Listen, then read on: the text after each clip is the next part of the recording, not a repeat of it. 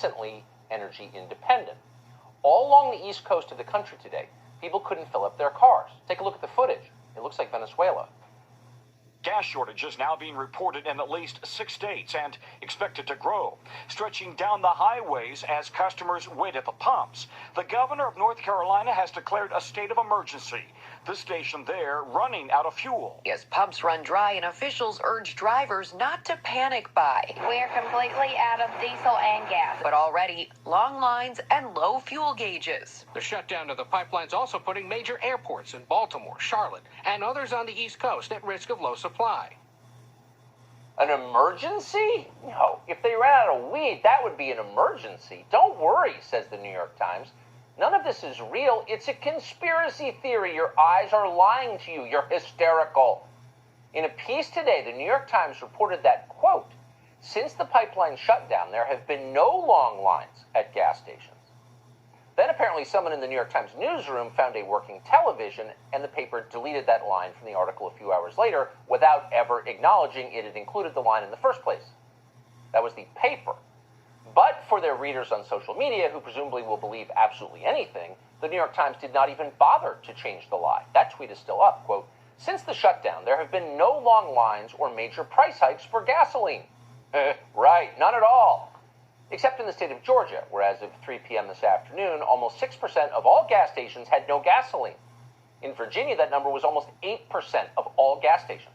In North Carolina, it was 8.5%. In metro Atlanta, the biggest city in the South, more than 20% of all gas stations, more than a fifth, had no gasoline to sell. That is an energy crisis. Why does it have cyber criminals hack the software at a major American fuel supplier called Colonial Pipeline? Colonial Pipeline handles more than 2 million barrels a day. That's roughly half the East Coast's entire supply of diesel, gasoline, and jet fuel. And that's not a small problem in a country, like every country on Earth, that still relies almost entirely on fossil fuels to survive. But don't worry, says her new Energy Secretary Jennifer Granholm, formerly the incompetent governor of Michigan, quote, it's not that we have a gasoline shortage, it's that we have the supply crunch. Oh, it's a supply crunch, and that's very different from a shortage, at least in some theoretical way that's important to Jennifer Granholm. So what is the White House doing about this supply crunch that is not a shortage? Well, here's the answer from Ann Neuberger, who is the confirmed non-genius who somehow serves as the Deputy National Security Advisor for cyber and emerging technologies. So first, we recognize that victims of cyber attacks often face a very difficult situation, and they have to just balance often the cost-benefit when they have no choice with regard to paying a ransom. Colonial is a private company and will defer information regarding their decision on paying a ransom to them. Would the administration offer any advice on whether or not to pay a ransom? So typically that is a private sector decision, and the administration has not offered further advice at this time. Given the rise in ransomware, that is one area we're definitely looking at now to say what should be the government's approach to ransomware actors and to ransoms overall. That's the person protecting you from the cyber criminals.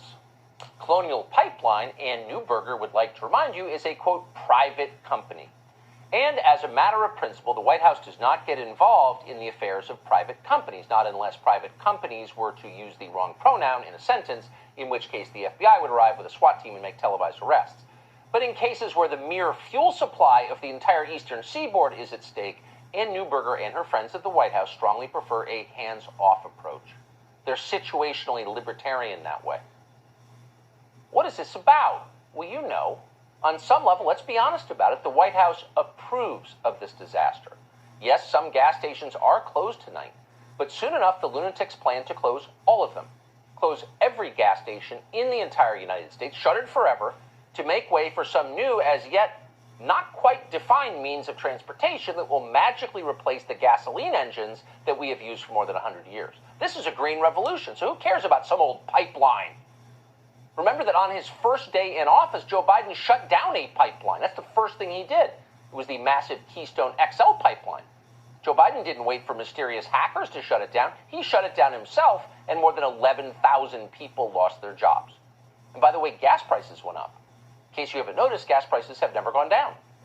In the state of California, the average price of a gallon of gasoline is over $4. A year ago, it was $2.70.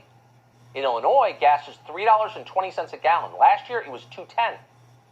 It's not just two big liberal states, it's the entire country. In Texas, gas prices are averaging $2.70 a gallon. Last year, it was $1.50. In the state of Maine, the average price of gas is almost $3. A year ago, it was under $2, and so on. Nationally, Americans are paying about $45 billion more for gasoline overall than they were last year. Why? This is the result of policy decisions made by the new administration. This is the Green New Deal. We've got it already. And if hit the subscribe button, hit the subscribe button, hit the subscribe button.